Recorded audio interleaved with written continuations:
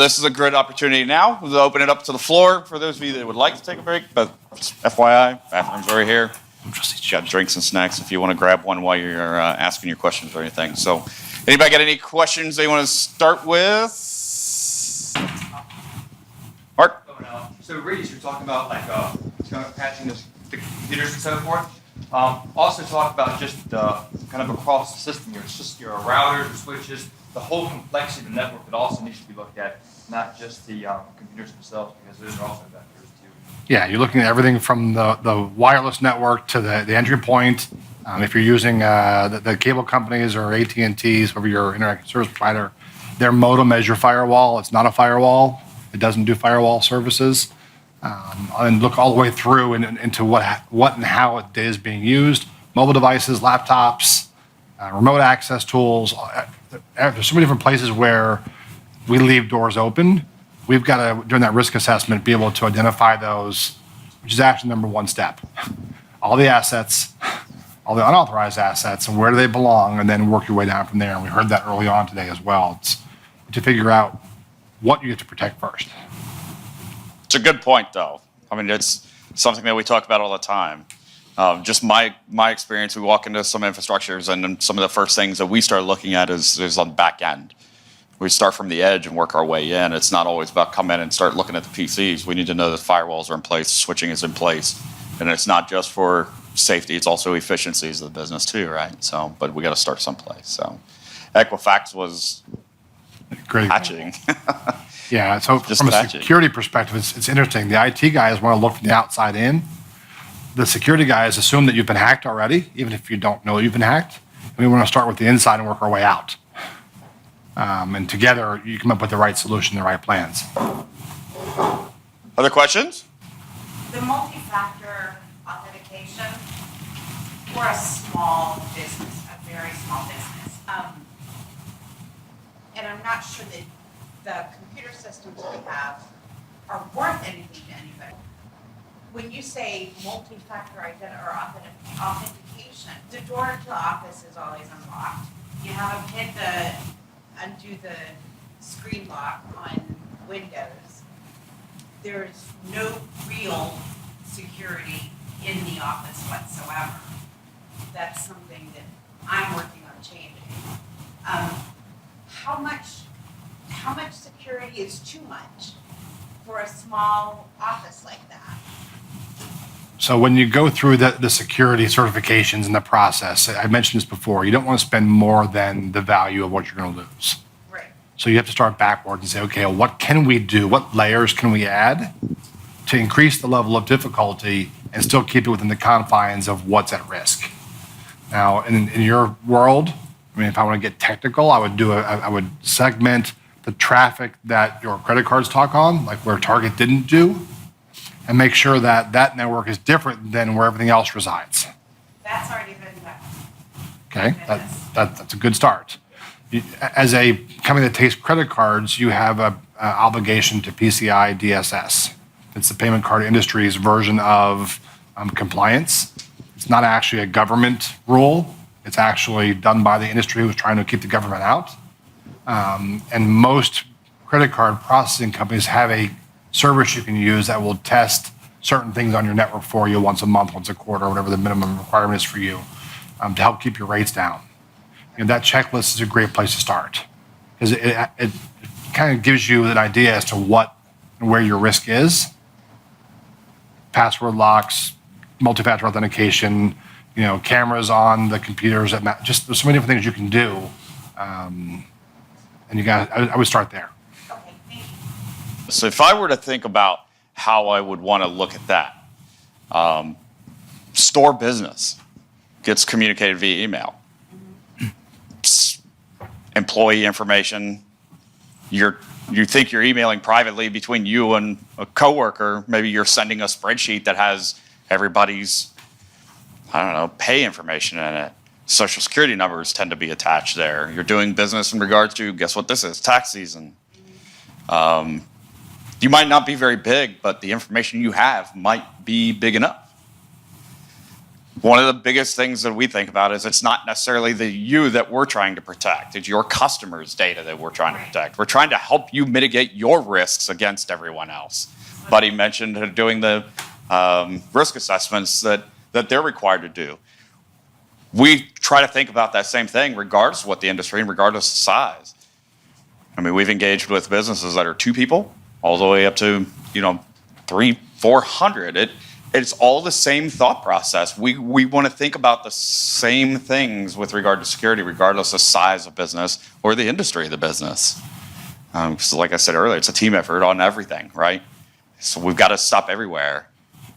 Yeah, there was actually, I've heard some people doing cybersecurity presentations from St. Louis, and there's a grocery store in St. Louis that got compromised, and it became a name for having your identity stolen. They used the grocery store's name, and I'm not going to do it because I'm a nice guy, but they actually said I got, and they used the name of the store. So there's a reputational risk that can come along with the financial risk as well. Hit the papers and stuff like that. But I agree with Michael. And the key is, understanding kind of what you've got and how to protect it. And a risk assessment doesn't have to be expensive. So don't think that a risk assessment is only for Wells Fargo Bank. Okay, you can tailor it down to fit your environment and get the information you need to quickly understand where your risk is, and then you can make the decision as to what makes sense. There's risk everywhere. Of course there is. No, I mean, you have no idea. But yeah, I do. I'm going to say he probably has a little bit of I an got some idea. really good stories. Look, we laugh about it in the IT side of things is that, we all know what patching is, right? Windows has patches, those kinds of things. There's no patch for stupid. There isn't. So. What is the connection error between the chair and the keyboard? There is. That's where the failure always is, right? I thought it was picnic. Problem exists in chair, not in computer. Yes. Exactly. Another example, okay, and this kind of drives me a little bit crazy. Almost everybody in here has communicated with their IT department one way or the other, yes? So especially through email, maybe through a ticket. For those that have engaged through a ticket, how many believe that the communication inside that email via ticket is safe and secure?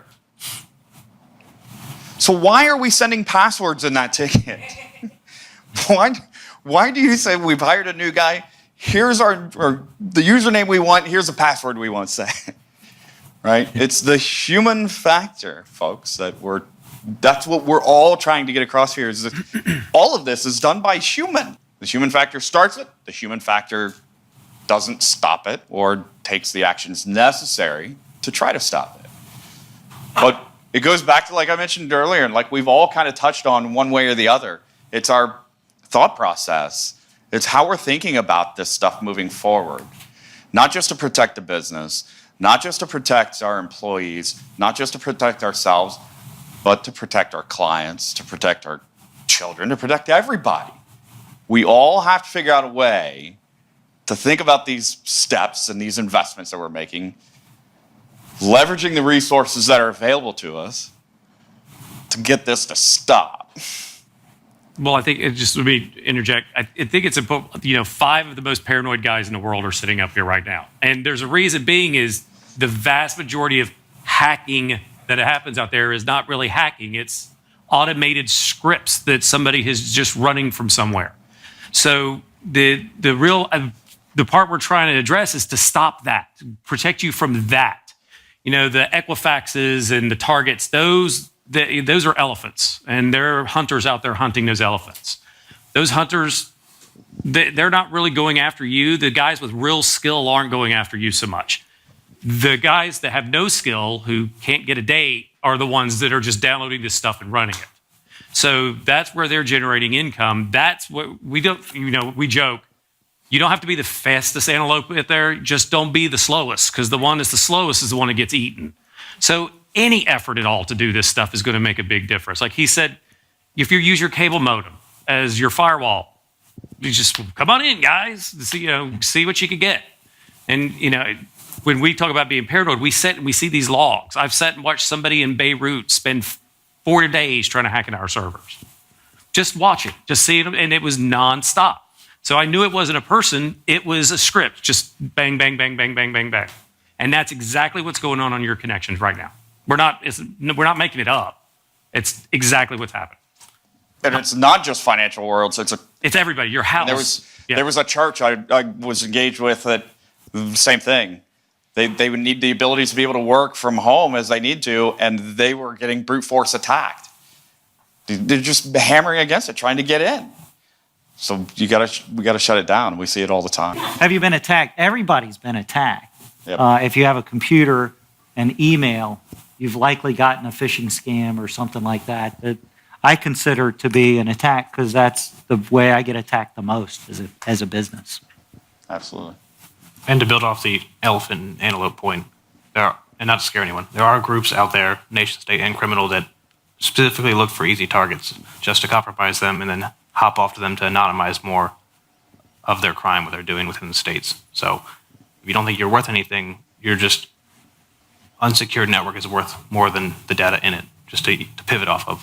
What he's saying there is if he can break into my computer anonymously, I don't know he's there, and he can use my computer to go after your computer and yours to go after his computer, and all of a sudden, sitting back here, he sends one command and they all execute their piece of it, and then it makes it very difficult to figure out where the culprit actually was. And if it was easy to fix, I mean, apparently on Tuesday I was in the Netherlands and I bought some perfume. It's pretty. I mean, it smells good. Apparently. I wasn't going to say anything, but I was in Cedar Rapids and it was really cold. I was nowhere near the Netherlands, but cut that American Express card up. And I'm cautious. I'm fully aware of these things happening all the time. And like, how to get my chip? Well, that's a whole other conversation because it's not actually as hard as you think. it's mindset, guys. It's just mindset. Break the mindset that they don't want you, because they do. A scenario, we've got a company Facebook account, and you know how your Facebook account will often get spoofed. If I'm sending out Facebook requests to people that I already know, somebody's told me, just change your password, and that should counteract, they won't be able to access your account anymore. How effective is that for my business Facebook account? I wouldn't say that it is the most secure way of making sure that's taken care of, but it's step one. Okay. Yes. You should also make sure that you're paying attention to the data that gets put onto Facebook. Facebook is public, and it's a business Facebook. You can't go through and set the same privacy settings on there, or it's a moot point, right? Because nobody can see you that. So you got to pay attention to least privileged access. Who's got access to that Facebook page to do the posting? What are they posting on there? Is there an approval process prior to anything going on there? That way, if your page is spoofed for some reason, you don't have anything you got to be concerned about other than maybe somebody put up a sale that's happening on Friday when really it should have been on Saturday. Or, maybe your company picnic is going to happen on a Wednesday when it's supposed to be 3 degrees outside. You're not at risk of losing anything. So you got to pay attention to, yes, keeping the passwords changed. How often do you change the password on the account? Michael, if they're spoofing the account, aren't they creating an account with your company's name, stealing one of your pictures, sticking it on there? And so changing your password would have nothing to do with the account they set up. I was using my personal account as an example, but as it pertains to my company account, that type of thing. Yes. So if a spoof is, like you said, it's a change or it's a replication of what's there, right? To make it look like something else. And then trying to make contact with your friends so you can access their Facebook account. Right. Correct. Vendors or whoever you might have. Okay. The idea here, the key here is to pay attention to what's there. Everybody that's involved in that should know. So even if it's a company page, if there's one administrator of your company's Facebook page, they should know exactly what's happening on that page. So if it shows up somewhere else, or a friend ends up trying to like that or getting information to you about that, there's not much that they're going to get or see. It's a pointless page. You can't stop that from happening, just like you can't stop the email address. I mean, if we wanted to, We could send you an email today coming from Tyler. You're not going to know any different unless you know how to go back and reverse that, go back through the headers and everything, try to trace it back and figure it out. But it's no different than spoofing anything. You cannot stop it, but you can control what's out there. You can control what you're publicizing. Remember where you're putting this information. Even your company webpage. Be cautious about what you're putting on your company webpage. So change passwords all the time, yes. It should be regular. No matter what, you should change your passwords. And it's terrible, I know. So there's a couple of best practices. First off, if you've got a business Facebook site, create a new user account that is the admin of that is not an account that you use day in, day out. That's not out joining other connections. So that account won't have the ability to then, no one knows who they're attached to. So you can minimize the impact. But I'd be really careful about what you put on social media. And so how many of you have filled out a form where you put in, username and password, you had to add a security question? The security question, the most common one is your mother's maiden name. Well, on Facebook or social media, are you linked to your mom? Mm-hmm. And is it common for women who have been married to put their maiden name in their name? So my mom, rather than being, Phyllis Ryerson, is Phyllis Bose Ryerson. So if they can find me, they can find her. She doesn't know how to protect anything. And now if I use my mom's maiden name as my security question, they've got more information than they needed to have to break into something else I've got. Or where you went to school, or your kids' names, your pets' names. Those things are all out there. And so I'd be very careful how you put that out there and how you teach your kids to put it out there. That's really where it's an issue. You're all, aware enough right now, but like Michael was saying, our kids have no idea. And that they just think that it's all secure. Someone else is doing it and it must be secure because it's an app on my iPhone. Why is it not secure? Right? Yes. Actually, I have a question about the voice over internet. Sure. Thanks. Yes. Well, I have a longer list of things to go back and check on all the other stuff. But our company just recently switched to a system like that. Mhm. And you mentioned the default passwords, which luckily I think everyone has changed globally. 70%. But Statistically, it's 70% have not. But are there other high-level things? You mentioned the soft calling, which I think several of us have on laptops. But what are a few other high-level things? Web portals. Do you manage the system yourself, or is it managed by your provider? Portal through the Okay, provider. Yeah. that's the big one. Does each extension have their own portal? Have they changed those passwords? For example, with our service, every extension has their own portal they can log into and see their call history, their voicemail call forwarding, to be able to manage all that stuff. And that is 24 hours after they come onto our service, we are sending an email saying, these people have not changed their passwords. So those are the big, anytime you put something out there, those are going to be ingress points. So that's there, and they're just websites. And people are going to say, oh, well, what's that? So yeah, those are the ones you want to check on. Same thing with other devices too. If you've got scanners attached to your network that email things to you, they come with default passwords. So as you're putting devices on your network, what's the default password? Have they been changed? Look at everything. The voicemail is really important because a lot of times I say things on the phone I'd like to keep to between me and the person I'm talking to. But think about everything with default passwords. Yeah, we try to think about the fact if it's got a network connection, it's accessible from the internet. Something else I'd like to note is that your IT people should never ask you for your password because they don't need it. They have their own password. Yeah. So they say, what's your password? Say, you're obviously not my admin. Now we go back to process and procedures, right? So That's inconvenient. That's Right? the key. It's inconvenient. That's what we hear all the time. It's just let me just give you my password. I don't want to have to change it again because I've got all this multi-something in place and I got to change it and then I got to wait for my phone and everything else, right? So they don't want to change it. Some of the things that we've done in the past is we've put security questions on there. So somebody calls in, want password change, they need to answer a security question before they're allowed to change it. If they can't answer those questions, then they need to contact their supervisor, and their supervisor needs to contact us and say we need to change passwords. Because that's social engineering, right? Remember I told you about the Sage database that was taken by a phone call? We watch somebody's internet service get taken over by a phone call. You never know. Tickets come in with passwords in them all the time. It drives me absolutely crazy when people put their password in the tickets because they don't think about it. We just don't think about it. And then they use the same password across everything they use. We talk about the phone system. James was talking about the portal. You have the ability to log into that portal and forward your phone calls from your desk phone to anything you want in the world. Right. Well, now you got somebody out there that's pretending to be you conducting business. I mean, it's easy to be done.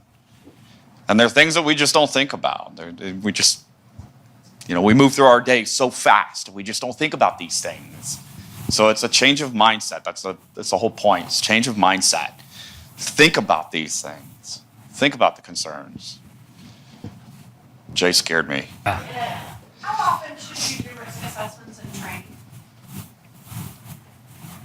That's a good question. How often should you do the risk assessment training? I think risk assessments should be done at a minimum of every quarter. Now, how far down that rabbit hole I talked about do you go with your risk assessment? Do I think you need to hire some third party and have them come in and drill the crap out of your IT team every quarter? No. That hurts. But it's secure, and it's the right thing to do if you're that in touch with making sure that this stops. Every quarter, you should be doing some form of risk assessment. And again, risk assessments aren't necessarily, hiring the third-party company to come in and do it. It can be an internal risk assessment. It can be sitting down every quarter with your group and saying, I'm going to ask my staff some questions. And based on those responses, they're going to tell me whether you guys are learning from, don't do this or do this. So I think every quarter, every company should do something with that. A larger risk assessment, somebody that comes in and actually runs through everything, I think at least semi-annually needs to be done. And that needs to be purely documented. It needs to be paperwork that can be provided to those that need to ask questions. And every time you make a major change or add something, go back and check and see how you're incorporating that into your assessment, because there's no time to find out you've left the door open then quickly. Yep. Yeah, like I'm deploying a new phone system. Go back and do the impact analysis. What changes on our network that we need to put protections in place for? That's the kind of change he's talking about.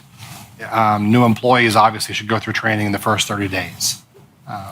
We see companies now that have got the automation, the tools that exist that will actually test your team. They'll send fake phishing emails. And if a user clicks on it, it forces them into a video. If they don't click, they get a star on the next, staff meeting. And those things will help drive and help you figure out and put some controls in place around when and how much. Because they still probably have to actually do their job. By the time that they, put in 19 passwords and multi-factor this and that and then everything else, it's time for lunch. I have one practical use question, just in general for my personal life as well as for my work. You keep saying, have different passwords. Don't write them down. What am I supposed to do? The best advice I could give for this are sentences. Like, use a phrase, like a whole sentence. Spaces, punctuation marks, capital letters, the whole thing. Like from a favorite book you like, or a quote from a movie, or something along those lines. Anything you could do to get past that string of characters that you're using in the same place is going to make a big difference. But just doing I feel the need for speed or something. Whatever. Sorry, I went Top Gun. You've got one for Facebook, you've got one for your bank, you've got one for Amazon, you've got one for work. How is the best way to keep track of all of those if you're not supposed to write them down? And you really don't want to put them on your computer. We use LastPass and we use A password manager. Yep. Yeah. So and separate your home life from your office life. The reason you don't want to put passwords on paper in your office is because you don't want an insider to take your password and access data they shouldn't have access to. Right. At your house, you're probably a little more trusting. you can probably build a password list and put it in the safe or put it somewhere where you can get to it if you need to. And you won't have the IT police coming and beating you over the head saying, you wrote it down. You haven't had my husband. Your spouse might, yeah, exactly.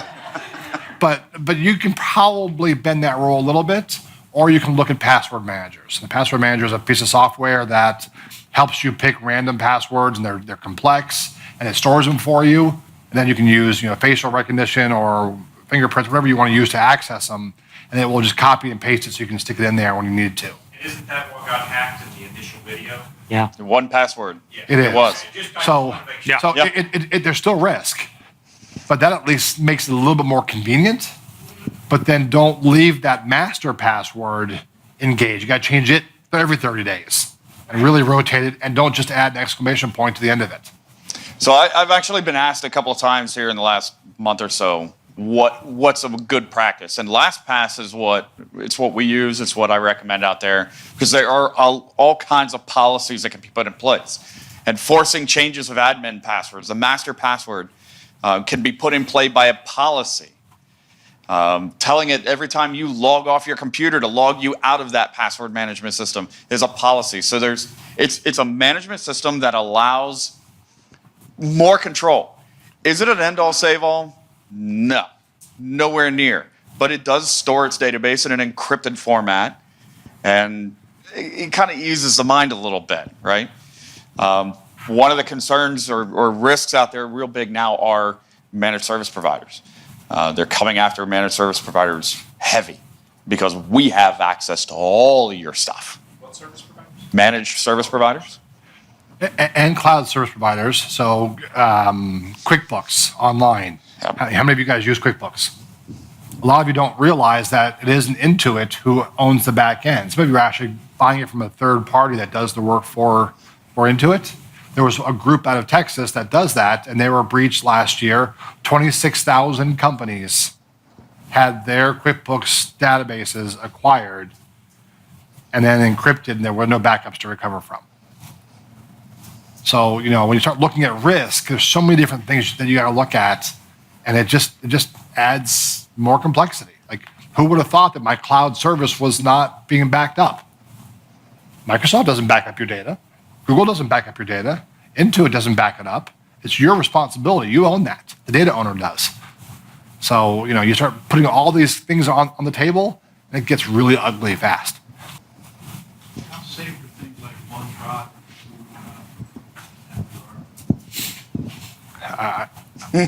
It's not as good as it used to be, but how many times a week do you see business email compromises take advantage of Office 365? Every week.